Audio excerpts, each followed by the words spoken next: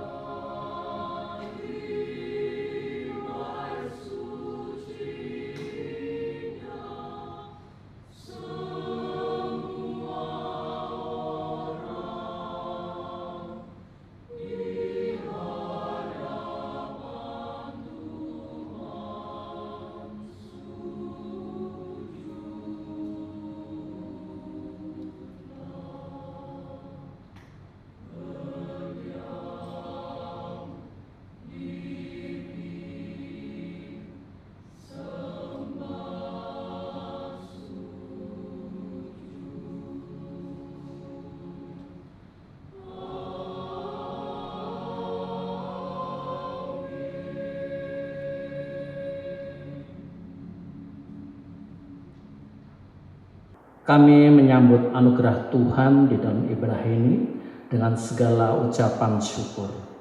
Amin. Saya mengundang saudara-saudari sekalian untuk bangkit berdiri. Di dalam iman percaya kita yakini bahwa ibadah kita boleh tersenggala di dalam pertolongan kita adalah dalam nama Tuhan yang menjadikan langit dan bumi, yang kasih setianya tetap sampai selama-lamanya. Amin. Amin. Amin.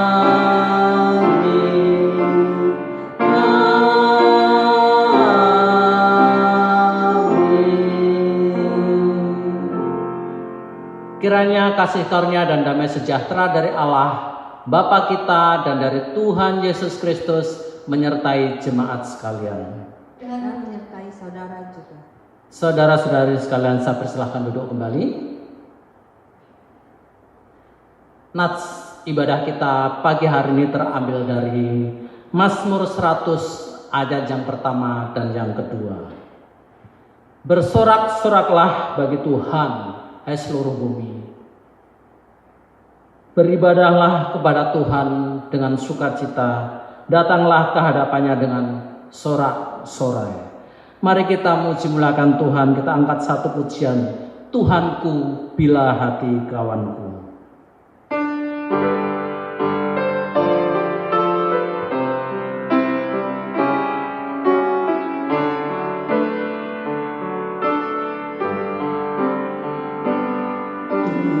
Tuhanku, bila hati kawanku terluka oleh tingkah ujarku dan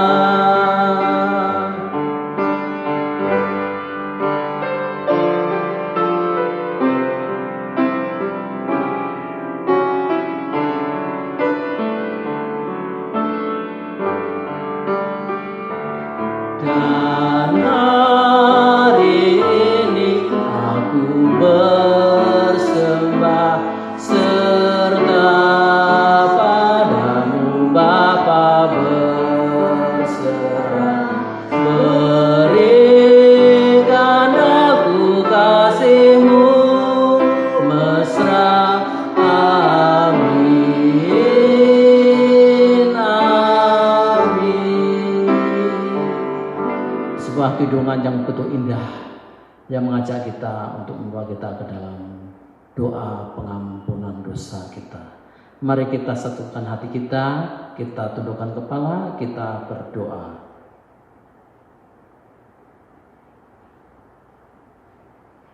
Sebagaimana pujian kami ya Tuhan, sebagai ungkapan rasa penyesalan kami, karena kami menyadari hidup kami yang masih saja selalu banyak melakukan melukai orang-orang di sekeliling kami. Terluka oleh kata-kata kami, terluka oleh perbuatan-perbuatan kami. Dan dengan merendahkan hati kami saat ini di hadapan ya Tuhan, kami memohon kepada Tuhan, ampuni kami ya Tuhan atas dosa, kesalahan dan pelanggaran kami. Dan ajar kami agar senantiasa kami hidup seturut dengan kehendak Tuhan.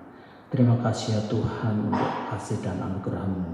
Di dalam nama Tuhan Yesus Kristus, Allah kami yang hidup, kami berdoa. Amin. Kembali kita akan memuji muliakan Tuhan. Kita angkat satu buah pujian. Ku bersyukur ya tebusku, sebagai respon kita atas kasih dan anugerah Tuhan, atas pengampunan dosa yang telah kita nikmati.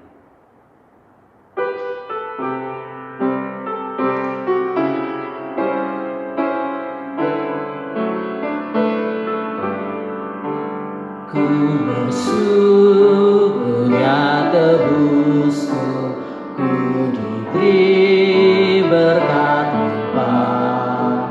Ku bersyukur ya sertaku dan beriku anugerahnya. Ku bersyukur saat indah atau saat susah pun, air mataku dihapusnya dan damai di hatiku.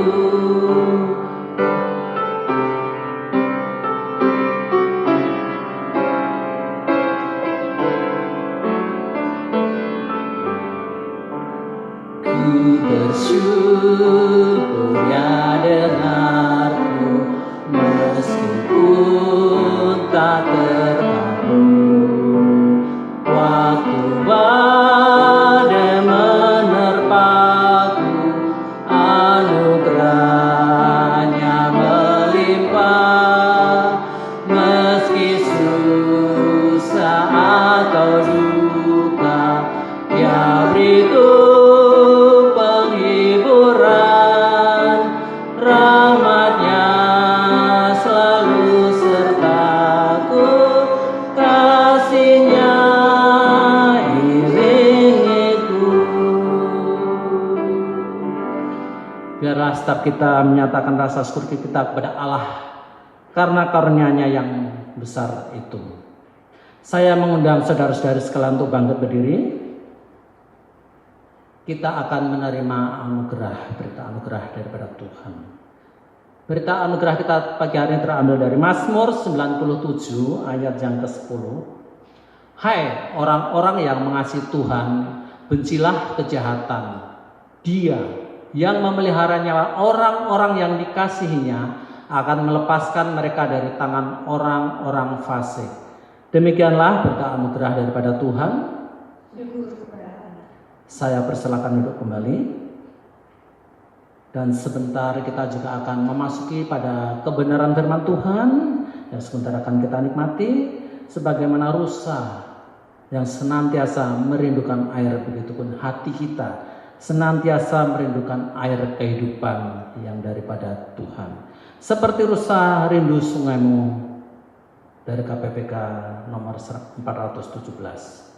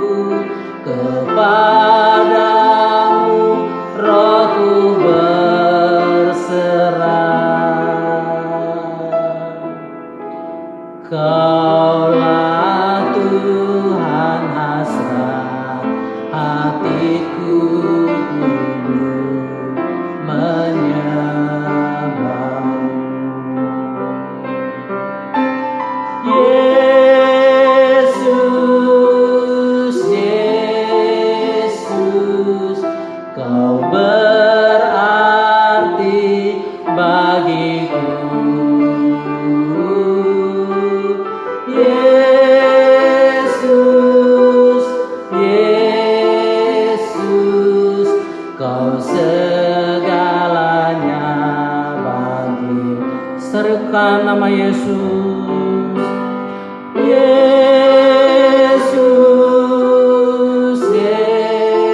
Yesus, Kau berarti bagiku.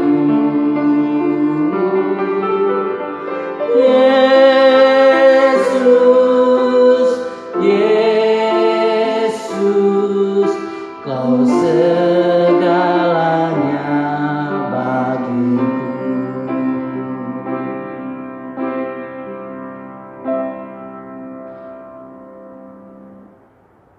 Mari kita berdoa. Berkati kami Bapa dengan kebenaran-Mu, buka hati dan pikiran kami. Berikan Roh Kudus menuntun kami membaca dan merenungkan firman-Mu. Di dalam Yesus kami berdoa. Amin.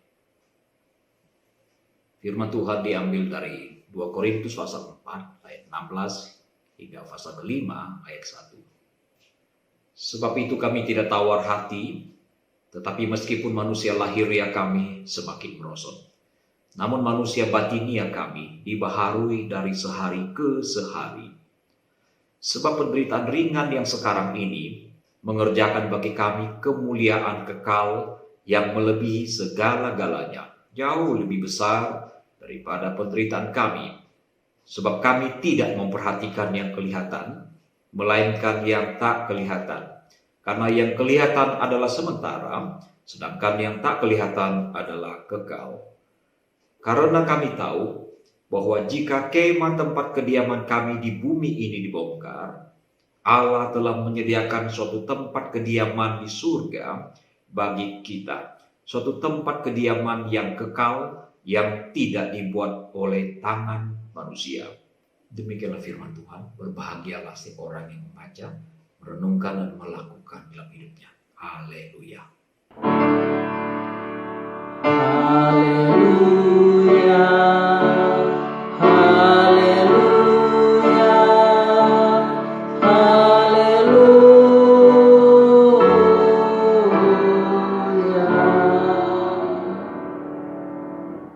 Saudara sekalian, Rasul Paulus adalah seorang rasul yang mengalami banyak sekali penderitaan di dalam pelayanannya.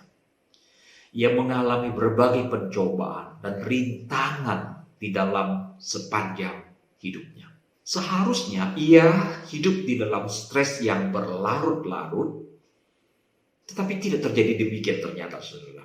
Ia hidup di dalam tekanan, tetapi di dalam kondisi hati yang penuh dengan sukacita. Nah, dalam khotbah manajemen stres bagian kedua hari ini, kita akan belajar dari tokoh yang satu ini. Dan berikut ini adalah beberapa rahasia kehidupan Paulus yang membuat dia merasa nyaman dengan kehidupannya. Yang pertama, Paulus meyakini tentang keselamatan atas dirinya. Ia berkata seperti ini, karena kami tahu bahwa jika kemah tempat kediaman kita di bumi ini dibongkar, Allah telah menyediakan suatu tempat kediaman di surga bagi kita. Suatu tempat kediaman yang kekal, yang tidak dibuat oleh tangan manusia. 2 Korintus pasal 5 ayat ke-8, dia berkata, tetapi hati kami tabah dan terlebih suka kami beralih dari tubuh ini untuk menetap pada Tuhan. Saudara sekalian, kepastian keselamatan adalah sangat-sangat penting. Kita tidak butuh yang disebut semoga, mudah-mudahan, atau sekedar sebuah harapan, apalagi harapan yang tidak pasti. Kita butuh kepastian dalam hal ini, bukan sesuatu yang bersifat semoga, mudah-mudahan, harapan yang tidak pasti, apalagi tidak memberikan harapan sedikit pun. Sebab mati adalah kepastian. Setiap orang pasti akan mendapatkan gilirannya.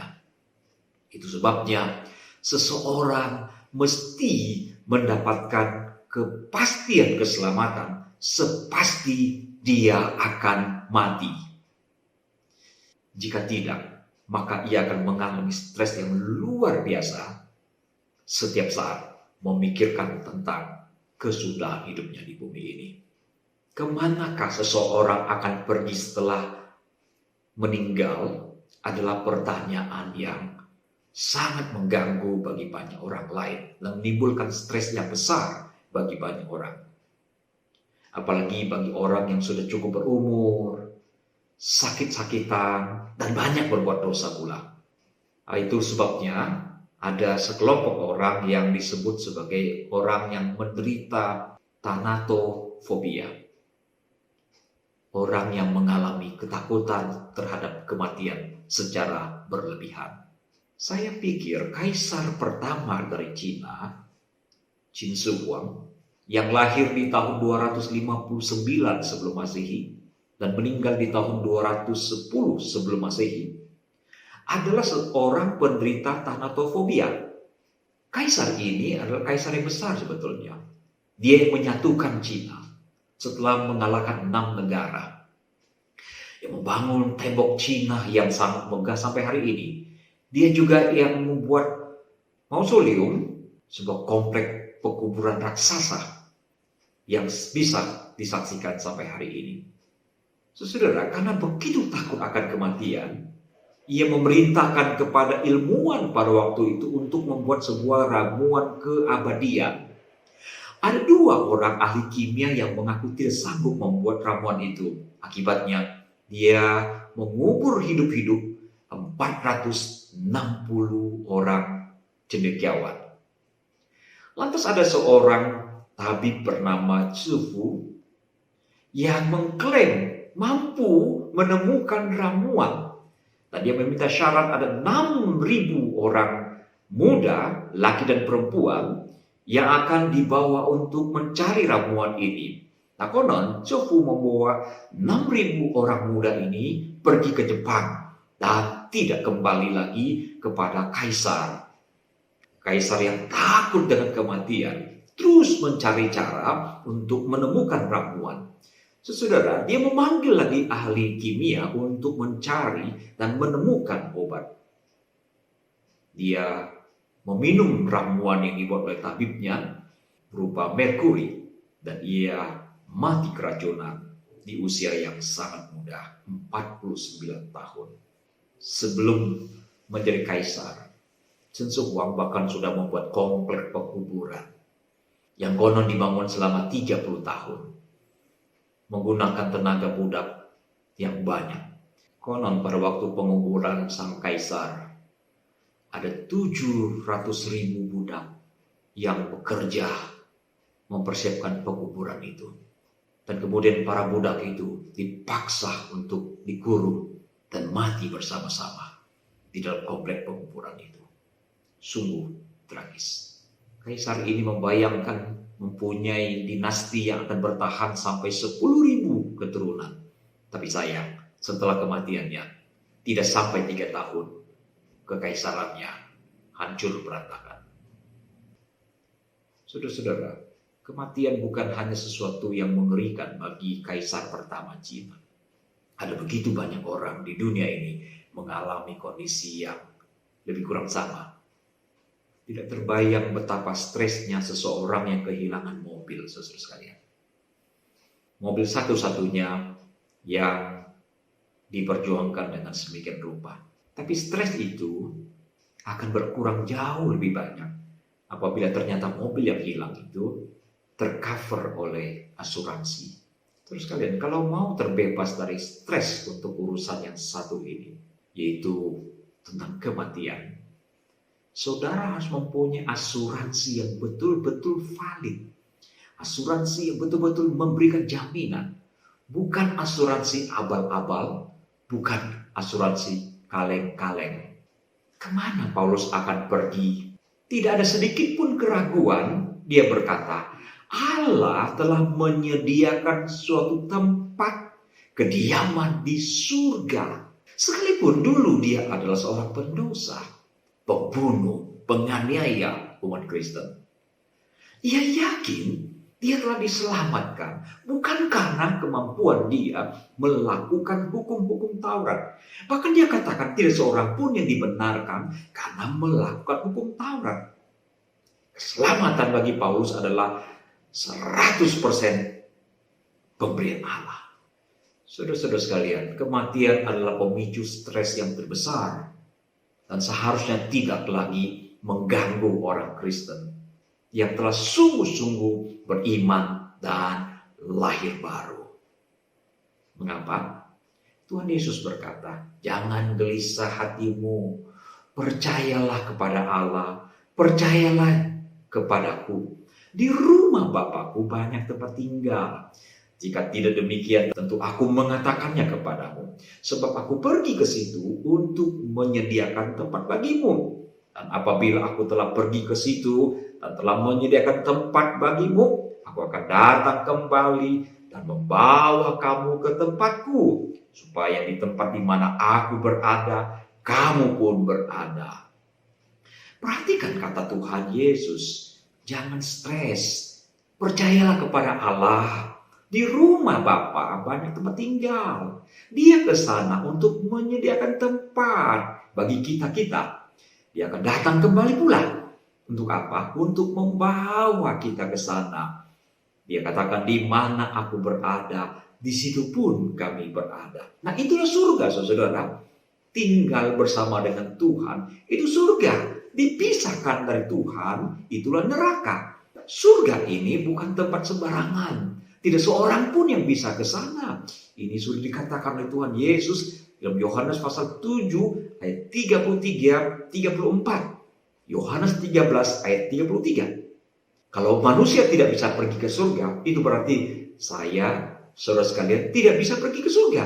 Dan orang lain yang sama-sama tidak bisa pergi ke surga, siapapun dia, nabikah, rasulkah, kaisarkah, tidak mungkin bisa membawa kita pergi ke sana. Karena kita manusia tidak mungkin bisa pergi ke sana. Itu sudah diucapkan oleh Yesus. Jadi kalau saudara dan saya hendak pergi ke surga, jaminannya adalah carilah satu pribadi yang memang berasal dari sana. Yesus berkata, kamu dari bawah, aku dari atas. Kamu dari bumi ini, aku bukan dari bumi ini. Di bagian lain dia berkata, akulah roti yang turun dari surga. Yesus, juru selamat. Satu-satunya yang dari surga. Ada orang mengatakan, semua orang ingin pergi ke surga. Tapi satu-satunya yang dari surga datang ke bumi adalah Yesus. Yesuslah juru selamat itu. Jika saudara datang pada dia dengan cara yang benar, pasti diselamatkan. Jika kita telah diselamatkan oleh Tuhan, saat kematian tiba, adalah seperti kegirangan yang dialami oleh seorang bocah pelajar ketika mendengar lonceng sekolah berbunyi. Masih ingat itu? Ketika lonceng sekolah berbunyi, kita girang bukan main. Pulang. Rahasia kehidupan Paulus yang juga akan membuat kita terbebas dari stres adalah kedua, hidup di dalam harapan yang pasti. Dia berkata seperti ini. Sebab penderitaan ringan yang sekarang ini mengerjakan bagi kami kemuliaan kekal yang melebihi segala-galanya, jauh lebih besar daripada penderitaan kami. Di dalam hal ini, Paulus tidak memiliki sedikit pun keraguan atas harapan, yaitu bahwa penderitaan-penderitaan yang dia alami akan mendapatkan imbalan, yaitu kemuliaan kekal yang melebihi apapun yang ada di muka bumi ini. Ini penting, saudara. Menaruh harapan pada hal yang tidak pasti adalah harapan yang semu. Paulus menyatakan bahwa dia sedang menuju kepada pengharapan yang kekal itu. Pengharapan itu sangat-sangat penting. Ibrani 16 berkata, pengharapan itu adalah saung yang kuat dan aman bagi jiwa kita. Pengharapan adalah api yang membuat hidup ini tetap menyala. Kehilangan harapan, kehilangan gairah hidup. Tidak ada harapan adalah saudara kandung dari putus asa. Secara empiris kekuatan harapan telah dibuktikan oleh Viktor Frankl manakala ia dimasukkan dalam kamp konsentrasi di zaman Hitler. Di dalam bukunya Man Search for Meaning, dia berkata bahwa dalam kondisi yang paling ekstrim sekalipun, kondisi penuh dengan penderitaan, satu-satunya yang membuat orang dapat bertahan adalah harapan. Orang-orang yang sakit ketika dokter menyatakan give up, angkat tangan. Orang itu tidak punya harapan, dia akan cepat mati. Tidak punya harapan membuat hidup begitu stres. Ketiadaan harapan membuat hidup menjadi sangat-sangat tertekan, stres. Harapan itu sangat penting, saudara. Jangan pernah putus harapan. Di dalam Tuhan selalu ada harapan. Datang pada Tuhan. Mintalah pertolongan Tuhan. Berharap kepada Tuhan. Nantikan Dia. Itu harapan yang Tuhan berikan kepada kita. Begitu tidak ada harapan, ketegangan, kekhawatiran, dan putus asa akan menghampiri hidup saudara. Rahasia kehidupan Paulus yang ketiga adalah dia menerima kenyataan hidup ini. Dia berkata, sebab itu kami tidak tawar hati, tetapi meskipun manusia lahiriah, kami semakin merosot. Ini adalah pernyataan secara tegas bahwa Paulus dapat menerima kenyataan tubuhnya makin lemah. Sebab jika ia tidak dapat menerima kenyataan kondisinya semakin hari semakin lemah, semakin lesu, dan semakin sakit, maka dia akan mengalami tawar hati dan mengalami stres yang berkepanjangan. Banyak orang mengalami stres karena menyadari terjadinya perubahan demi perubahan yang terjadi di dalam tubuhnya seiring bertambahnya umur. Dan pengalaman dari banyak orang menyatakan bahwa salah satu penyumbang stres yang besar adalah ketidakmampuan menerima fakta yang tidak bisa diubah.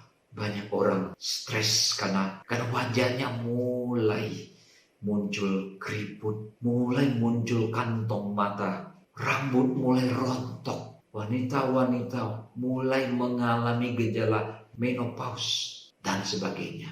Saudara-saudara sekalian, jika saudara ingin terbebas dari stres di dalam konteks ini, sadarilah satu fakta bahwa manusia tidak akan selama-lamanya di muka bumi ini.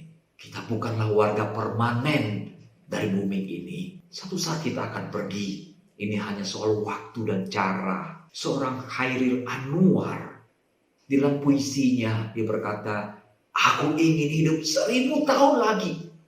Tapi nyatanya dia meninggal di usia yang sangat muda, 27 tahun. Silakan bermimpi untuk memiliki umur yang panjang. Dan berupayalah sekuat tenaga untuk meraih umur yang panjang itu. Toh Alkitab dan kitab Kejadian pasal 6 ayat 3 dikatakan manusia akan hidup sampai 120 tahun. Seorang ilmuwan bernama Leonard Hayflick dari University of California setelah melakukan penelitian menyatakan bahwa sel manusia akan bertahan sampai 120 tahun. Dan teori ini telah diuji oleh ahli yang lain dan ternyata memang seperti itu. Akan tetapi saudara, semua manusia tidak mungkin bisa menolak kodrat alam bahwa kita akan mengalami kematian. Kehidupan adalah proses dari kematian. Karena itu, kalau ada masalah dengan kesehatan yang di luar kendali kita, itu wajar sebetulnya. Apalagi dengan bertambahnya umur. Penyakit bermunculan. Ini tidak baik, itu tidak sehat. Di sini lemah, di situ goyah. Lutut mulai tidak kuat, gigi ngilu, sendi-sendi, jantung tidak normal, tensi berubah-ubah, gula di dalam darah menumpuk, banyak lagi. Dan itu menimbulkan stres bagi banyak orang. Kita tidak bisa menolak kematian, saudara. Maka kalau masalah kesehatan yang di luar kendali kita, itu wajar. Lagi pula Allah memanggil kita melalui pintu kematian. Dan kematian selalu terkait dengan fungsi faal tubuh yang tidak optimal lagi. Kenapa orang mati? Karena tubuhnya, anggota tubuh vital tidak bisa berfungsi lagi dengan maksimal. Orang yang sakit ataupun orang yang mengalami kecelakaan, pasti karena fungsi tubuhnya yang penting sudah tidak berfungsi lagi. Jangan mengira orang yang mati dalam tidur, mati yang enak, itu serangan jantung, saudara.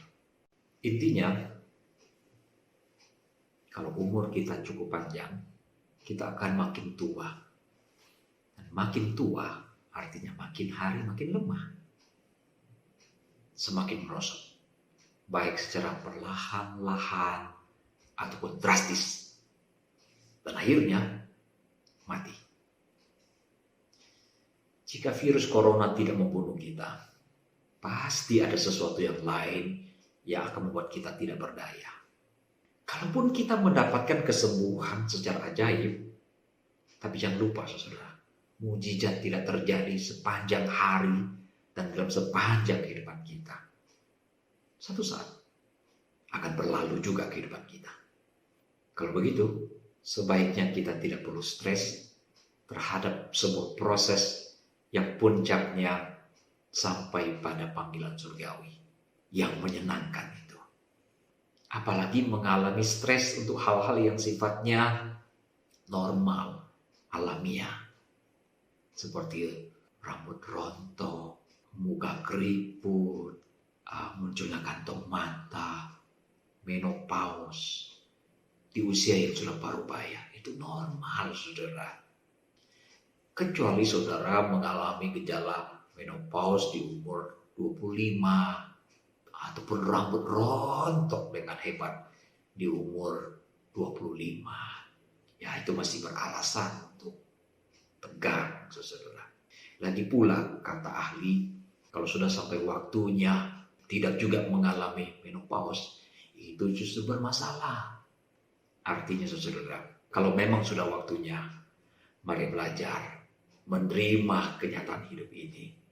Seperti yang Paulus katakan tadi. Mengapa kita tidak perlu stres menghadapi situasi ini?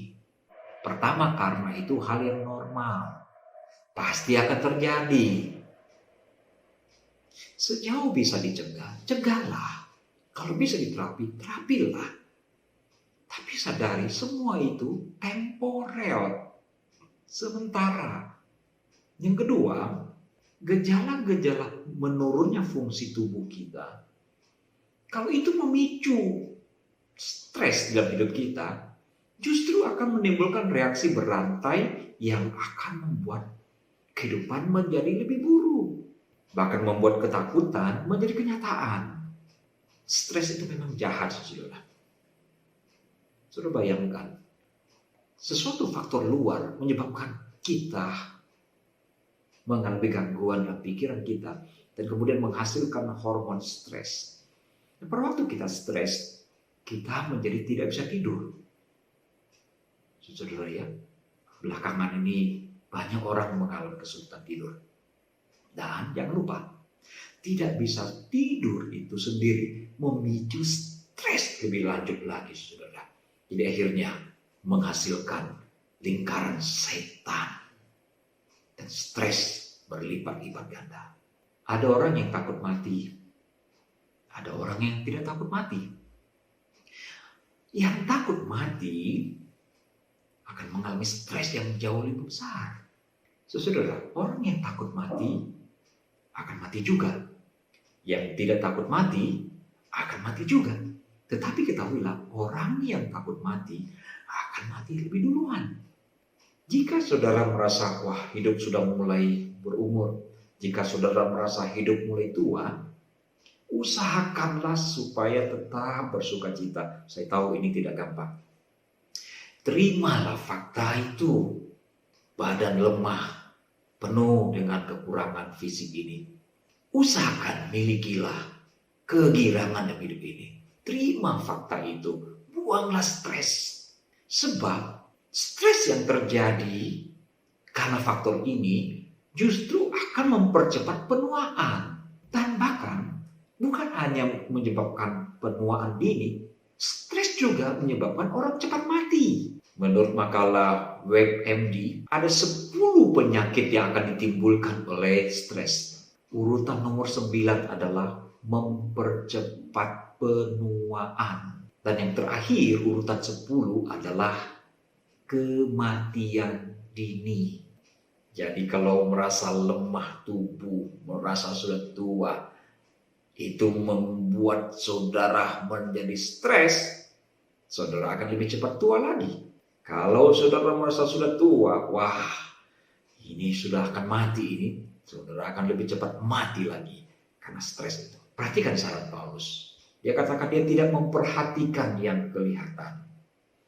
Ini tidak berarti dia mengabaikan kesehatan. Ini tidak berarti dia mengabaikan kesejahteraan dirinya di usia lanjut. Tidak sama sekali.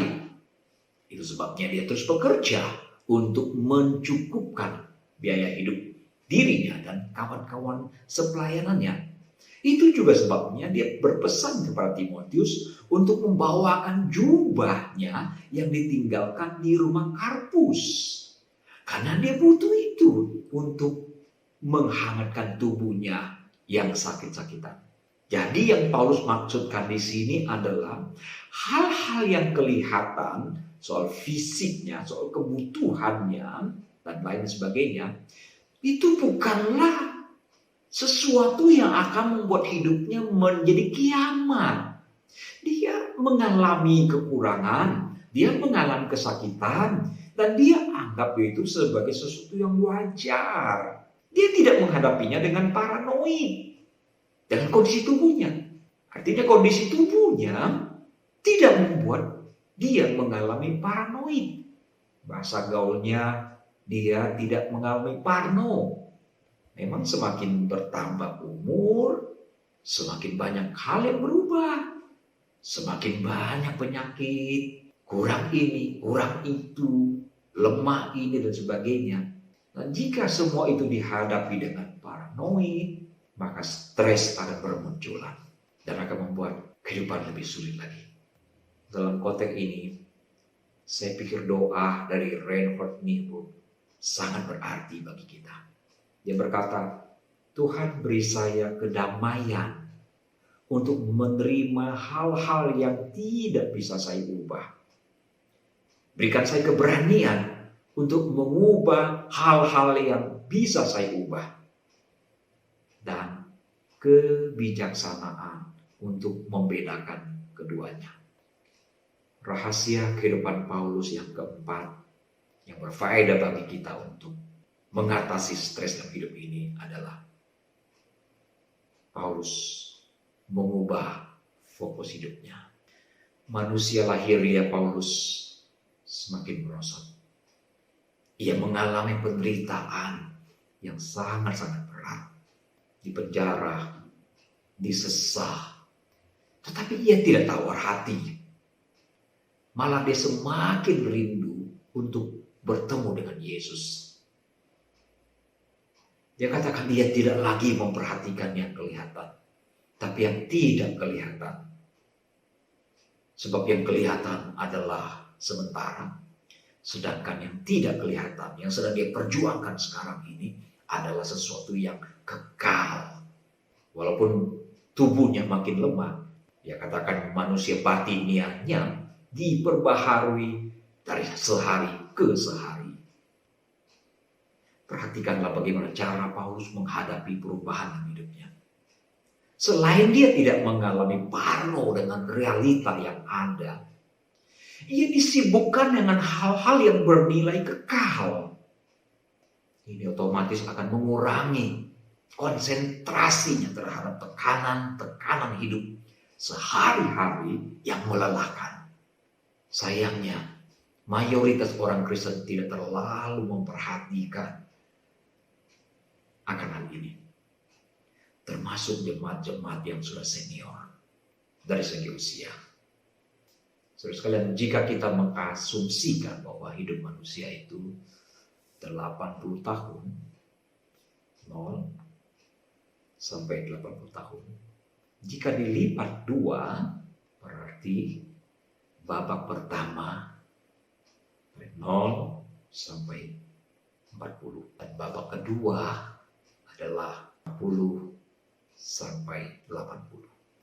Jadi bagi saudara-saudara yang sudah memasuki lipatan kedua, babak kedua, seharusnya orientasi kita sudah mulai berubah. Dari 0 sampai 40, itulah kesempatan bagi kita untuk meraih sesuatu, mengerjakan yang terbaik di muka bumi ini. Orientasinya adalah horizontal. Tapi begitu kita memasuki babak kedua, seharusnya orientasi kita setelah ke atas kepada Tuhan secara vertikal. Kita masih punya 40 tahun lagi. Jika umur sampai 80, bagaimana kalau hanya sampai 50? Itu berarti tinggal 10 lagi. Kalau hanya 45, maka tinggal 5 tahun lagi. Apa yang harus dipersiapkan? Di bumi ini ketika kita ingin pergi ke satu tempat, kita mempersiapkan segala sesuatu. Makin jauh kita pergi, makin banyak persiapan. Makin lama kita pergi, makin lebih banyak persiapan.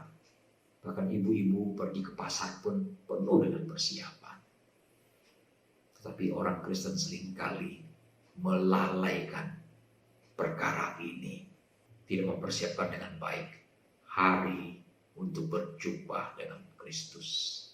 Umur sudah tua pun kita masih terlalu asik untuk urusan-urusan di dunia ini. Saya rasa itu jugalah yang menyebabkan stres kita tidak berkesudahan. Di dalam status media sosial saya selalu terpampang tulisan, makin dekat surga, seharusnya makin dekat dengan Allah. Semoga ini menginspirasi saudara sekalian. Jadi saudara sekalian, jika saudara-saudara ingin mempunyai kehidupan yang tidak dirongrong oleh stres, yang menyesakkan, yang membuat hidup ini tidak berkualitas, ikutilah petunjuk yang dialami oleh Paulus. Dia telah yakin dengan keselamatannya. Keyakinan tentang keselamatan telah mereduksi stres kemana akan pergi setelah kematian. Paulus mempunyai harapan yang kokoh. Ingat baik, harapan adalah motor dari kehidupan ini. Api yang membuat hidup ini menjadi menyala. Dan harapan itu bisa diraih dalam Yesus Tuhan. Ketika Paulus menerima realita yang terjadi di dalam hidupnya, menerima dengan legowo. Dan yang terakhir, Paulus mengubah orientasi hidupnya. Bukan lagi mementingkan, memfokuskan hidupnya untuk perkara-perkara makan, minum, urusan sehari-hari, tapi lebih kepada surga, kepada perkara kekekalan. Itulah fokus hidupnya. Semoga Tuhan menolong kita. Mari berdoa. Bapa Surgawi, terima kasih atas firman yang kami baca, meyakinkan kami. Kami bersyukur di dalam Alkitab ada begitu banyak petunjuk yang diberikan kepada kami agar terhindar dari begitu banyak tekanan yang merusak kualitas dari kehidupan banyak orang. Mampukan kami menangkap pesan ini dan hidup di dalam kebenaran. Di dalam Yesus Tuhan, kami juga berdoa untuk orang-orang yang sedang mengalami stres, tertekan jiwanya. Berikanlah damai sejahtera-Mu turun atas orang-orang yang tertekan. Di dalam Yesus Tuhan kami berdoa. Amin. Puji nama Tuhan, sekali lagi kita diberikan anugerahnya. Kita telah menikmati kebenaran firman Tuhan yang telah disampaikan oleh Pendeta Haji Sadar Mahoni. Dan Saat ini saya mengundang untuk saudara-saudari sekalian untuk bangkit berdiri. Kita akan bersama-sama mengikrarkan kembali iman kita, iman percaya kita seturut pengakuan iman rasuli. Pengakuan iman rasuli.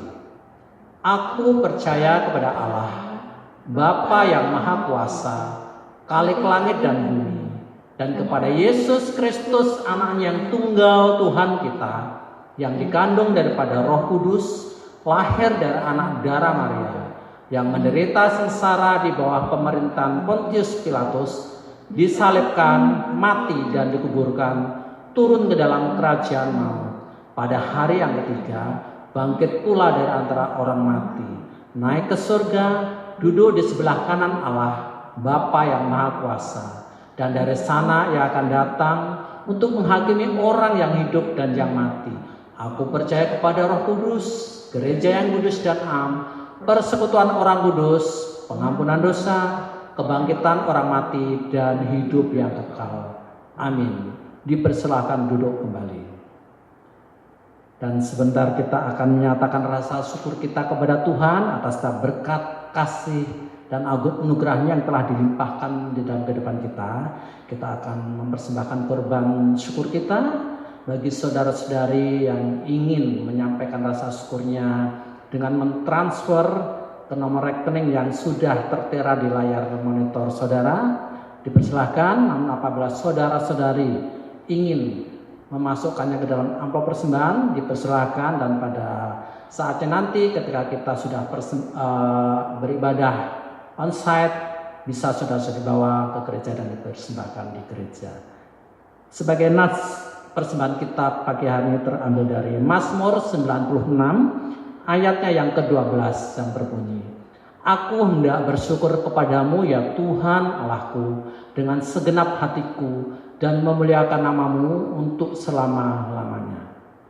Sebelumnya mari kita berdoa terlebih dahulu.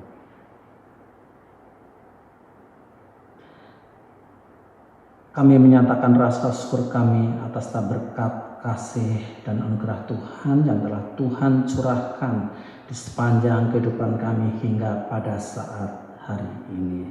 Terima kasih kami padamu ya Tuhan atas berkat-Mu. Dan saat ini sebagai rasa ungkapan rasa syukur kami ya Tuhan, kami akan membawa korban syukur kami. Kiranya Tuhan bersedia untuk memberkati, Tuhan bersedia untuk mengurapi setiap tangan-tangan yang menolaknya agar persembahan ini boleh dipakai untuk kemuliaan Tuhan. Terima kasih ya Tuhan. Di dalam nama Tuhan Yesus Kristus, Allah kami yang hidup, kami mengucap syukur. Amin. Kita iringi dengan pujian. Di mezbahnya sembahkanlah korbanmu.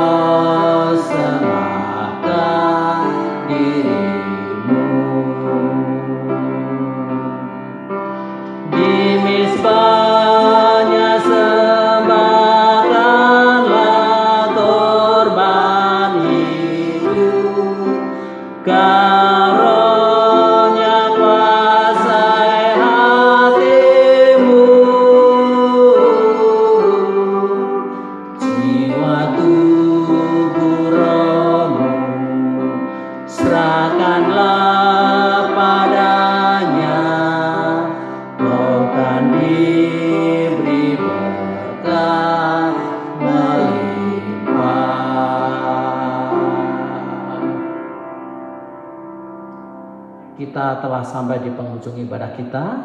kita akan memasuki pada doa syafaat dan juga ke dalam pengutusan. Mari saudara-saudari, saya mengundang untuk semuanya bangkit berdiri. Saudara, mari kita naikkan doa syafaat kita. Bapa surgawi, kami datang kepadamu memohon belas kasihan Tuhan bagi banyak orang yang membutuhkan anugerah-Mu. Bagi saudara-saudara kami yang membutuhkan pertolongan-Mu, Bapa, berikanlah belas kasihan-Mu. Bagi yang sakit, Tuhan jamah. Bagi yang imannya lemah, Tuhan kuatkan kembali. Bagi yang mengalami kesulitan ekonomi, Tuhan bukakan jalan. Bapa, kami berdoa untuk keluarga-keluarga yang sedang mengalami pertikaian. Tuhan tolong agar pertikaian dan keluarga segera terselesaikan dengan baik di dalam belas kasihan dan anugerah-Mu ya Bapa. Sekiranya ada yang terikat oleh dosa, Tuhan bebaskan. Yang digodai oleh iblis, Tuhan bebaskanlah umat-Mu yang digoda. Bapa surgawi, kami berdoa untuk Indonesia. Kiranya Tuhan memberikan damai sentosa yang berlimpah.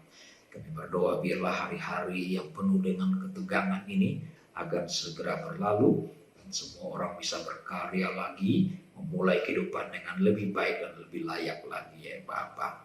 Berkatilah gereja-gereja Tuhan tersebar di banyak tempat yang kehilangan kesempatan untuk melakukan banyak pelayanan karena pandemi ini. Tuhan berikan kesabaran kepada gereja-gereja untuk memulai kebaktian tepat pada waktunya, pada momen yang tepat.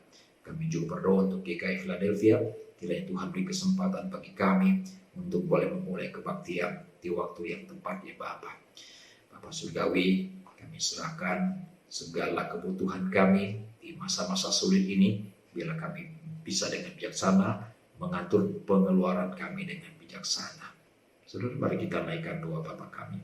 Bapa kami yang di sorga, dikuduskanlah nama-Mu, datanglah kerajaan-Mu, jadilah kehendak-Mu di bumi seperti di sorga. Berikanlah kami pada hari ini makanan kami yang secukupnya, dan ampunilah kami akan kesalahan kami, seperti kami juga mengampuni orang yang bersalah pada kami. Dan janganlah membawa kami ke dalam pencobaan, tapi lepaskanlah kami daripada yang jahat, karena Engkaulah yang mempunyai kerajaan dan kuasa dan kemuliaan sampai selama-lamanya.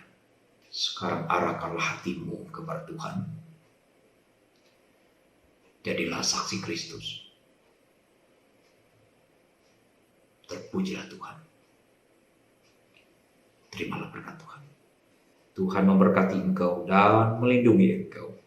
Tuhan menyinari engkau dengan wajah-Nya dan memberi engkau kasih karunia.